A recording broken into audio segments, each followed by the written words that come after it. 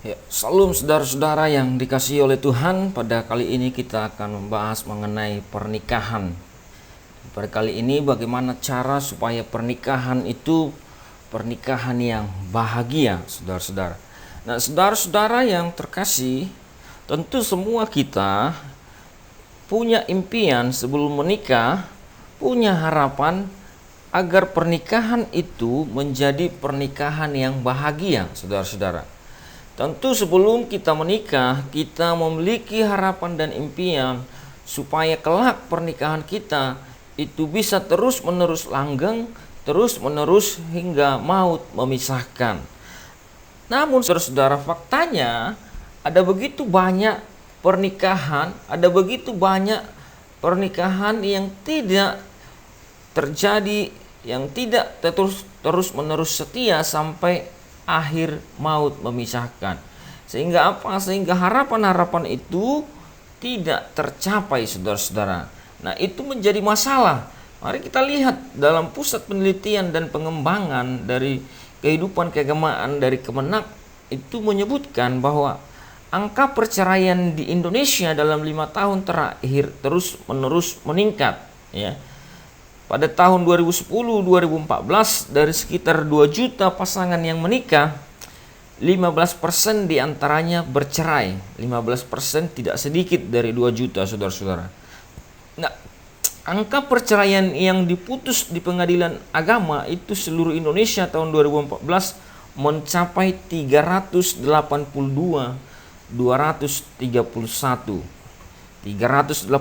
ribu, saudara-saudara, ya.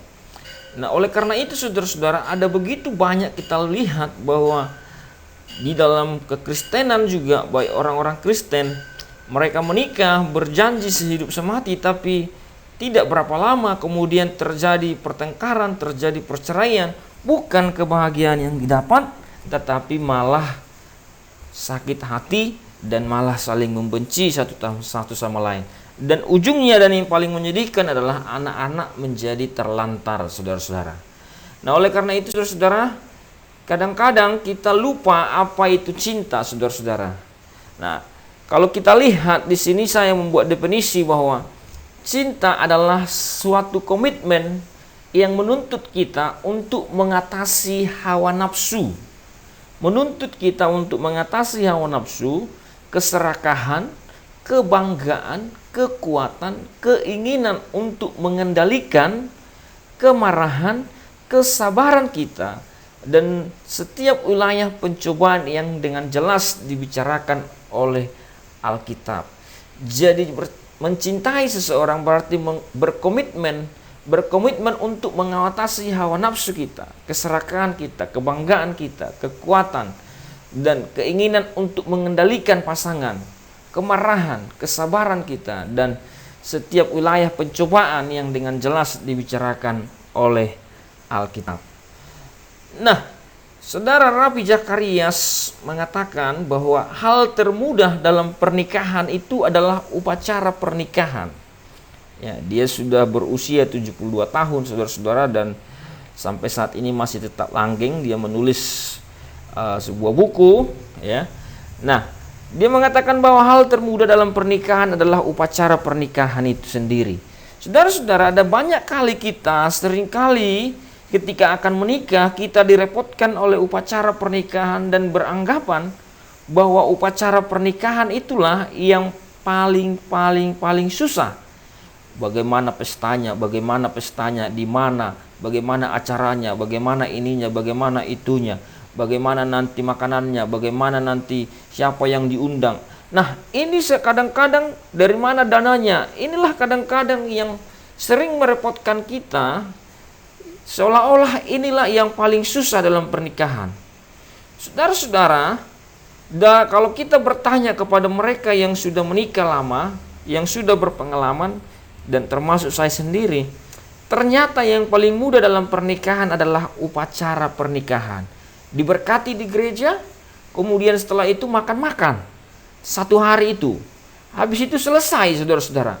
Tetapi yang paling susah adalah bagaimana membangun pernikahan itu hari demi hari, bulan demi bulan, tahun demi tahun, saudara-saudara.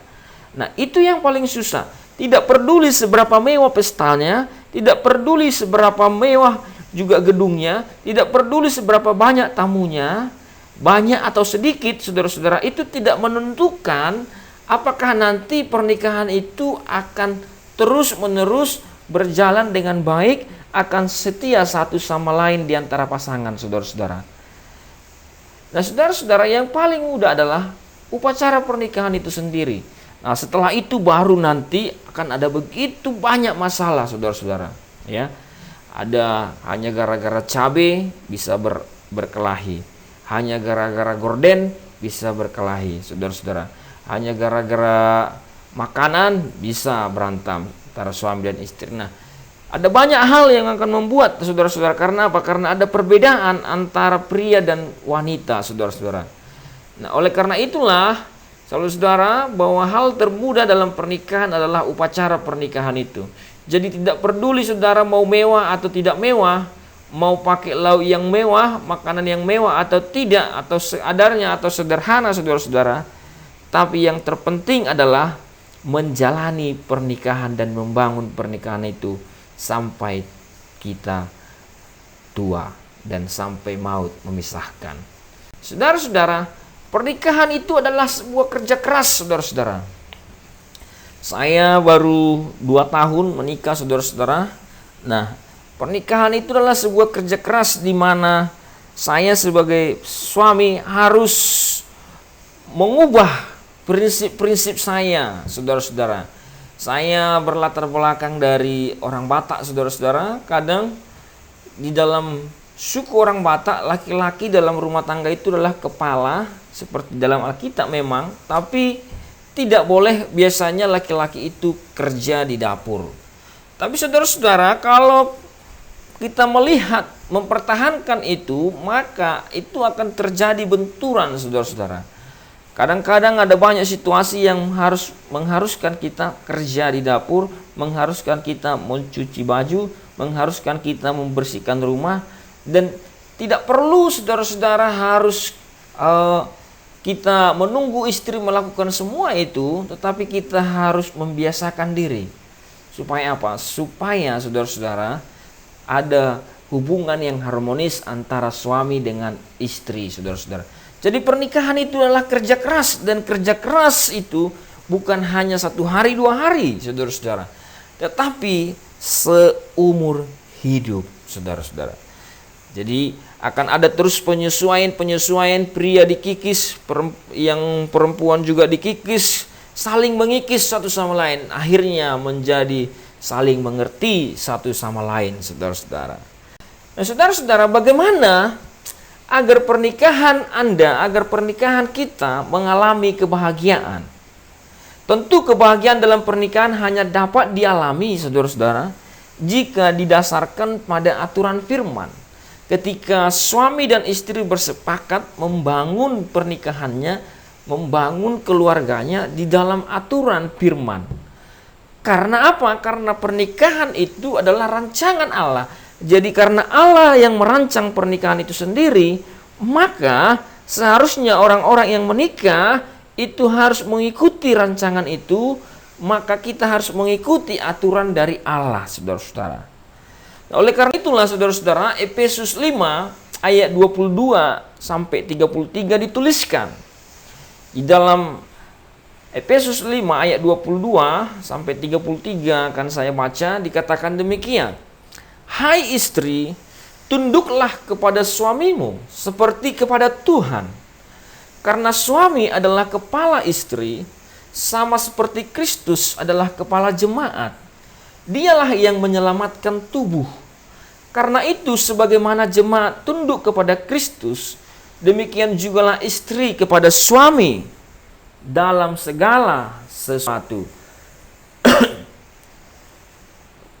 Dalam ayat 25, hai suami, kasihilah istrimu, sebagaimana Kristus telah mengasihi jemaat, dan telah menyerahkan dirinya baginya, untuk menguduskannya sesudah ia menyucikannya, dengan memandikannya dengan air dan firman, supaya dengan demikian ia menempatkan jemaat di hadapan dirinya dengan cemerlang tanpa cacat atau kerut atau yang serupa itu, tetapi supaya jemaat kudus dan tidak bercela.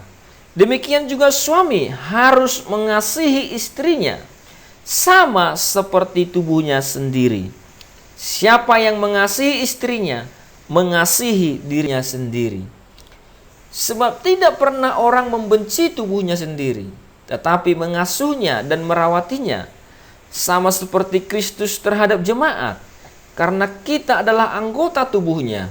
Sebab itu laki-laki akan meninggalkan ayahnya dan ibunya, dan bersatu dengan istrinya, sehingga keduanya itu menjadi satu daging. Rahasia ini besar, tetapi yang aku maksudkan ialah hubungan Kristus dan jemaat. Bagaimanapun juga bagi kamu masing-masing berlaku, kasihilah istrimu seperti dirimu sendiri, dan istri hendaklah menghormati suaminya. Saudara-saudara, nah, itu adalah bagian dari firman Tuhan, saudara-saudara, yang dituliskan Rasul Paulus kepada jemaat di Efesus. Saudara-saudara, bagaimana ada aturan-aturan dalam firman yang akan membawa kebahagiaan jika aturan-aturan itu dilakukan dan dikerjakan, saudara-saudara. Sama seperti ketika kita main musik, saudara-saudara, main band, maka ada pemain drum, ada pemain gitar, ada pemain piano, dan juga keyboard, ada juga pemain bass, saudara-saudara, dan lain sebagainya. Mungkin ada juga seruling. Nah, saudara-saudara, di dalam bermain musik itu supaya harmonis dan enak didengar, maka setiap pemain harus mengikuti aturan-aturan main, saudara-saudara. Sehingga ketika semua pemain mengikuti aturan main, maka saudara-saudara akan tercipta nada yang harmonis. Sehingga ketika tercipta nada yang harmonis, maka orang yang mendengarkan akan senang dan bahagia. Nah, kira-kira demikianlah di dalam pernikahan, saudara-saudara. Kalau kita semua, baik suami istri, mau mengikuti aturan firman dalam pernikahan, maka saya percaya, saudara-saudara, bukan hanya karena saya percaya, tapi firman juga berkata demikian, bahwa pasti kita akan memperoleh kebahagiaan tersebut. Nah, saudara-saudara, ada dua hal yang paling berperan dalam pernikahan, ya. Karena pernikahan itu terjadi antara laki-laki dengan perempuan. Laki-laki menjadi suami, perempuan menjadi istri. Jadi bukan laki-laki dengan laki-laki, bukan perempuan dengan perempuan, atau saudara ada mungkin yang lain. Tetapi yang jelas Alkitab berkata adalah laki-laki dengan perempuan. Jadi dalam pernikahan ada suami dan istri. Nah, kebahagiaan hanya mungkin terjadi jika keduanya, suami dan istri, bertanggung jawab atas peranannya, atas aturan firman. Di sini diungkapkan bahwa istri untuk tunduk kepada suami, saudara-saudara. Dan tunduk istri kepada suami itu seperti kepada Tuhan. Tidak peduli seberapa bertalenta istri, seberapa cantik dia, seberapa banyak penghasilannya, mungkin penghasilannya atau jabatannya lebih tinggi dari suami, tetapi perintah firman adalah istri tunduk kepada suami seperti kepada Tuhan. Berarti posisi suami itu diletakkan di dalam posisi Tuhan, saudara-saudara. Jadi apapun, saudara-saudara, maka istri harus tunduk kepada suami. Kata tunduk itu, kalau saudara-saudara, itu berasal dari kata hupatasso, ya, dalam bahasa Yunani, saudara-saudara. Nah, tasso itu sendiri adalah istilah kemiliteran yang menandakan adanya prajurit yang bersatu di bawah satu perintah, di bawah satu komando, tanpa memandang pangkat, saling melindungi dan patuh di bawah satu otoritas. Jadi tanpa memandang pangkat, di mana hupo artinya di bawah. Jadi hupotasso itu ada di dalam istilah kemiliteran, saudara-saudara. Artinya kalau saudara belajar kemiliteran, maka ketika ada satu perintah, ada satu perintah yang dikumandangkan, yang diberikan, maka semua prajurit harus tunduk. Apapun itu, tidak ada perlawanan, saudara-saudara. Nah, demikianlah ketundukan istri kepada suami, saudara-saudara. Istri harus tunduk kepada suami, apapun itu alasannya. Nah, dengan menggunakan kata hupatasso, Paulus dengan jelas menempatkan konteks dari ayat ini ke dalam konteks perang. Perang yang dimaksud adalah perang melawan kegelapan, saudara-saudara. Ini berarti suami istri dipersatukan dengan tujuan untuk kemerdekaan dan saling bergantung. Saudara-saudara, antara prajurit ketika diberi perintah, maka mereka harus tunduk dan tidak ada perlawanan. Maka dengan demikian, dengan ketundukan itu, saudara-saudara, maka mereka bersatu, saudara-saudara. Bersatu untuk mengalahkan musuh. Nah, inilah tujuan daripada penulisan pemakaian kata hupatasso yang dituliskan oleh Paulus, saudara-saudara, bahwa suami istri dipersatukan untuk kemerdekaan. Ketika istri mau tunduk kepada suami dan saling bergantung, saudara-saudara, bukan karena posisi suami lebih tinggi, tetapi saling bergantung. Ketika istri tunduk, maka akan memperoleh kemerdekaan, saudara-saudara. Nah, T.D. Jakes mengatakan bahwa sikap tunduk hanya dapat timbul jika ada perselisihan. Tentu, saudara-saudara, kadang-kadang kalau tidak ada perselisihan, semua kelihatan baik-baik saja, maka ya kelihatannya istri tunduk-tunduk saja, saudara-saudara. Tetapi, saudara-saudara, ketika ada perselisihan, maka disinilah perlunya istri untuk tunduk kepada suami. Karena tidak akan ada sikap tunduk apabila tidak ada pertikaian dan konflik. Hanya ketika ada masalah, hanya ketika ada perselisihan, hanya ada ketika ada konflik, barulah kita bisa melihat apakah istri tunduk atau justru menanduk, saudara-saudara.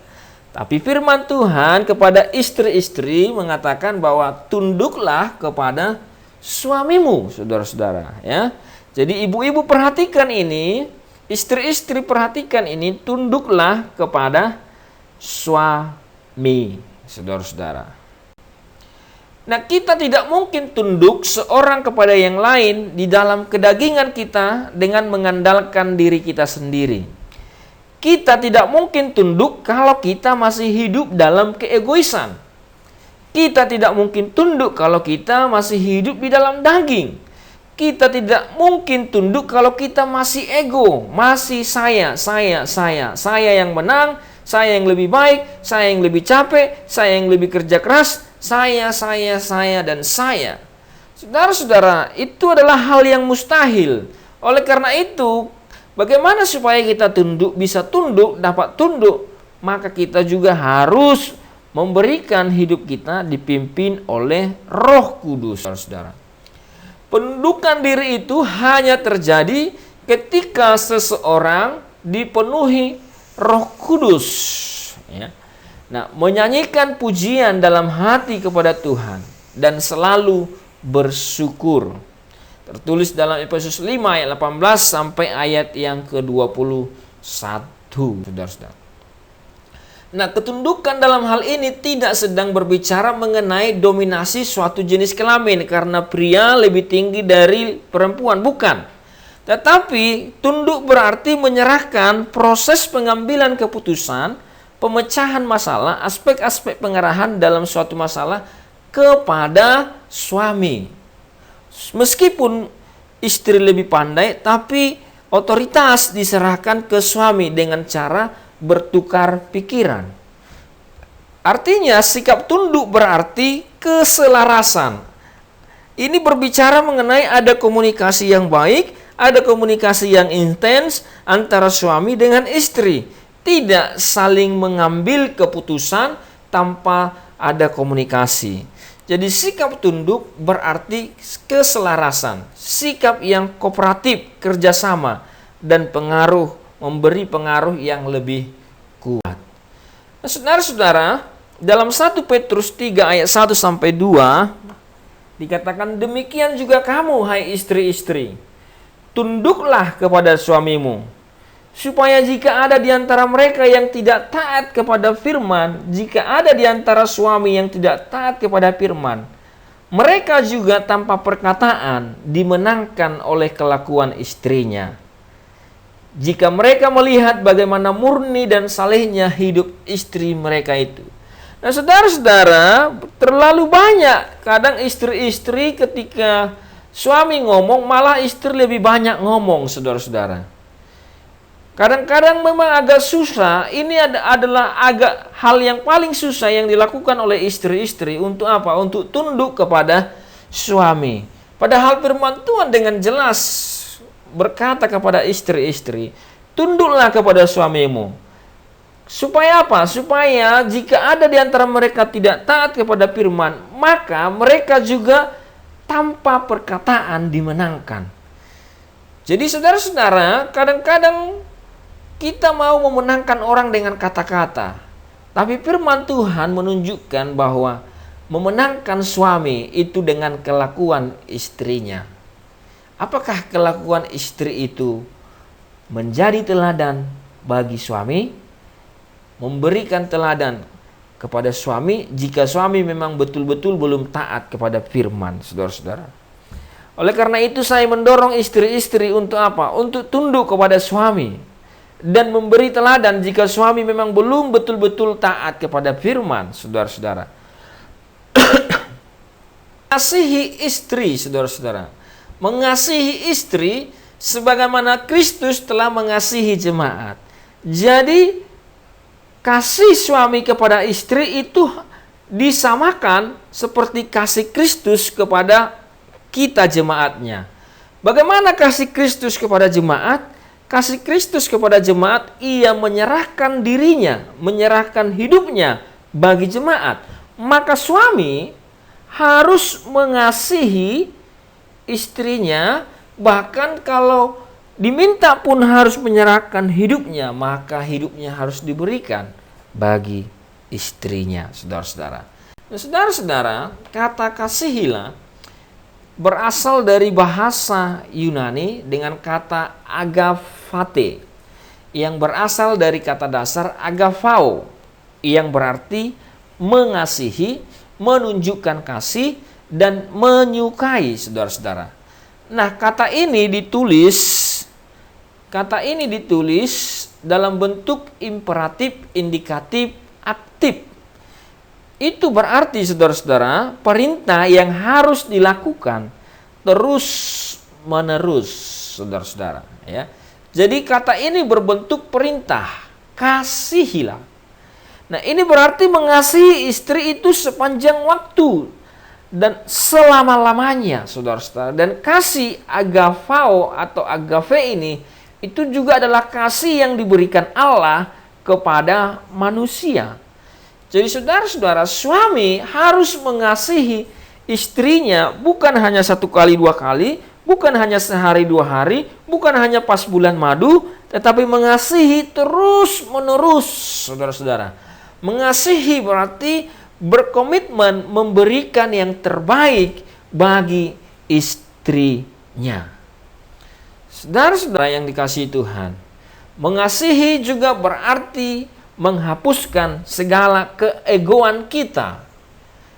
Mengasihi berarti merelakan keegoan kita, menghilangkan keegoan kita, dan melebur dengan istri, saudara-saudara. Nah, dalam hal ini Paulus menggambarkan bahwa pernikahan adalah pengorbanan total dari keakuan kita demi kasih seorang istri dengan sukarela. Penyalipan bukanlah hukuman, tetapi adalah kematian. Keakuan seorang pria harus disalibkan. Ego kita harus disalibkan, harus dimatikan, saudara-saudara. Sehingga apa? Sehingga kita betul-betul dapat mengasihi istri. Sehingga seorang suami betul-betul dapat mengasihi istri. Meniadakan keegoan kita membutuhkan kemauan dan keberanian yang besar, saudara-saudara. Suami harus rela berkorban bagi istrinya secara sukarela. Jadi saudara-saudara, tugas dan tanggung jawab suami adalah menyucikan dan menguduskan istrinya. Suami harus bisa menjadi teladan, suami harus bisa menjadi contoh, suami harus bisa membawa istrinya kepada Tuhan juga, mengasihi istrinya. Suami menyucikan dan menguduskan istrinya dengan firman setiap hari. Saudara-saudara, oleh karena itu suami harus membawa istrinya untuk berdoa, membawa istrinya untuk mendengarkan firman Tuhan, membaca firman Tuhan, saudara-saudara. Hidup di dalam firman. Suami mengasihi istrinya seperti dirinya sendiri. Oleh karena itu, saudara-saudara, kalau ada suami yang memukul istrinya, maka saya bisa katakan dia sedang sakit jiwa. Mengapa? Karena dia sedang memukul dirinya sendiri. Firman Tuhan berkata, demikianlah mereka bukan lagi dua, tetapi satu, saudara-saudara. Suami istri ketika mereka sudah diberkati dalam pernikahan kudus, maka suami dan istri bukan lagi dua, tetapi satu. Oleh karena itu, ketika suami memukul istri, maka suami sedang menyakiti dirinya sendiri, saudara-saudara. Oleh karena itu, kasihilah istrimu. Karena engkau mengasihi istri, maka engkau juga sedang mengasihi dirimu sendiri. Saudara-saudara, ini adalah langkah praktis yang dapat kita lakukan, saudara-saudara. Langkah praktis yang dapat kita lakukan untuk meningkatkan kasih kita, ya. Ada 5 bahasa kasih. Ada namanya quality time, kebersamaan, ada pujian, ada physical touch, sentuhan, ada gifts, hadiah, ada juga pelayanan, acts of service. Nah, saudara-saudara, dengan kelima bahasa kasih ini, setiap orang punya mungkin 1-2 bahasa kasih. Jadi, saudara-saudara, kalau bahasa kasihnya adalah sentuhan, maka saudara memberikan pujian seperti apapun, seseorang itu tidak akan terlalu merasa senang. Dia hanya akan senang dan merasa dikasihi kalau dia disentuh. Ada orang yang bahasa kasihnya adalah hadiah. Kita sudah layani dia, kita sudah sentuh dia, kita sudah puji-puji, tapi rupanya bahasa kasihnya adalah hadiah. Maka saudara-saudara harus lihat bahasa kasih dari pasanganmu, suami maupun istri, sehingga tepat dalam memberikan respon untuk meningkatkan bahasa kasih kita masing-masing. Nah, saudara-saudara, pernyataan yang selalu ada dalam pernikahan, saudara-saudara. Jadi, saudara-saudara, saya mendorong saudara-saudara yang sudah menikah untuk selalu mengucapkan kelima perkataan ini, pernyataan ini di dalam hubunganmu dengan suami maupun dengan istri. Yang pertama adalah I love you. Aku mengasihimu. Papi, aku mengasihimu. Mami, aku mengasihimu. I love you. Yang kedua, I'm proud you. Saya bangga kepadamu. Jadi kadang-kadang saudara-saudara, pujian itu perlu ya. Di dalam hubungan pujian itu perlu untuk memberikan satu ikatan yang lebih kuat, saudara-saudara, ya, dan kepercayaan diri juga yang lebih kuat dalam sebuah hubungan. Nah, yang ketiga, you can do it. Kamu bisa, Pak. Kamu bisa, Mi.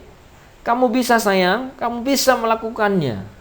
Jangan kita mengatakan, kamu nggak pernah bisa. Nah, saudara-saudara, itu akan membuat kita, saudara-saudara, menjadikan peperangan dalam pernikahan. Kemudian, sering-seringlah mengucapkan, I'm sorry, maafkan aku. I'm sorry, maafkan aku. Kalau kita salah, selalulah ucapkan, maafkan aku. Kemudian, saudara-saudara, selalulah ucapkan thank you. Thank you, sayang. Thank you, mami. Thank you, papi. Terima kasih. selalulah ucapkan terima kasih sekecil apapun yang dilakukan oleh pasangan kita, ya. Baik hanya membantu cuci piring, baik hanya membantu ambilkan pakaian, baik hanya membantu apapun, sekecil apapun, usahakanlah mengucapkan terima kasih. Thank you.